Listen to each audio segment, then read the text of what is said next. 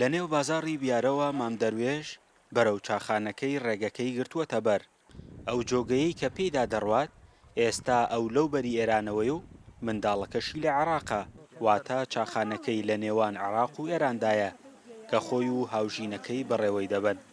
شێخانە وەڵا ئیمساڵ دامناوە تەقریب لە مانگی پێنجەوە دامناوە، ئەویش لەبەر خاترەوە بادێ باخم بوو لە سەرۆ لە خاکی ئێرانە ئاو نەبوو ئاویان بدەم و ئەتر مەجبور ئەوەم داناوە ئەم باخیشە بینی عێراق و ئێرانە هەر هەنگاوێکی بینە ئەم بەری جۆگەکە ئەم بەری عێراقە و ئەو بەریشی ئێرانە.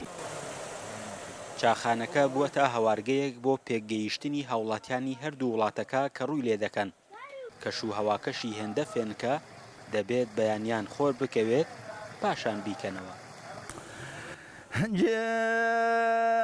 جان خاڵۆی ڕێوەری توخوارێگەنازەونمیە بم خەرۆبانڕێ خاڵۆ دەرد لێ جوان توخوا دەرد لێ جوونمیە.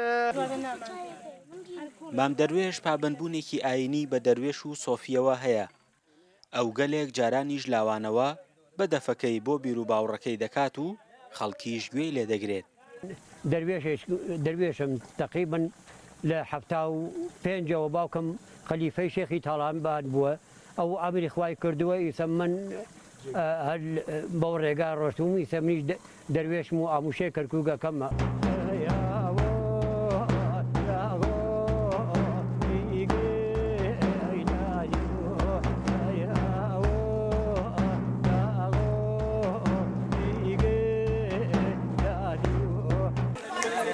لە ڕۆژانی هەینیدا ئەو گەشتیارانەی کە ڕوو لە هەورامان دەکەن چاکەی مامدەروێژ نۆش دەکەن.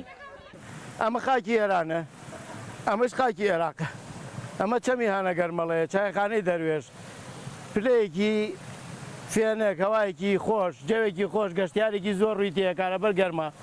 ئەم چایخانەیە شتێکە زۆر جوانە، کاکەیەکی زۆر جوانەی با بەڕێوە کۆمەڵی خەڵکی لە دەوری خۆی کۆ کردوێتەوە بزانم دەنگیشی خۆشە وەکو بیستم ئەوەندە چایخانەکەی کەوتۆتە بەشی عێراقەوە. مامدەروێژ دۆخەداراییەکەی لە بەرچاو گرتووە. ئەو دەڵێت بۆ ئێرانیەکان بەهۆی خراپی دۆخی ئابووریانەوە پارە وەرناگرێت کە دراوی تمەنیان پێیە. دەشڵێت هەر کەسێک پارەی پێ نەبێت لای ئەو بە ئاسانی دەتوانێت چا بخواتەوە. دوو سەعات جارێک چایەکە ئەڕژێن و چای تا دەلێنێ بۆ گوێ نادەمێ بڵێم ئەمە گرانە یان ئەمە ئەردانە. من بۆ ئینشەڵا بۆ گەشتیار و بۆ ئەم شوێنە خۆشە دامناوە و گوێ نادەبێت. عەفان حەمە یوسف ناسراوە بە دەروێش عەفان یان مامدەروێش چاخانەکەی لە ڕووی باکوورەوە گوندی هەنەگەرەمڵەیە کە خاکی ئێرانە لە ڕووی عێراقیشەوە ناحیەی دیارەیە. جگە لە سیمای کولتوری خۆی چاخانەکەی و جوگرافیای شوێنەکەی بووەتە جێگەی سەرنجی هاوڵاتیان و گەشتیاران. فەرحان هەورامانی، دەنگی ئەمریکا، هەورامان.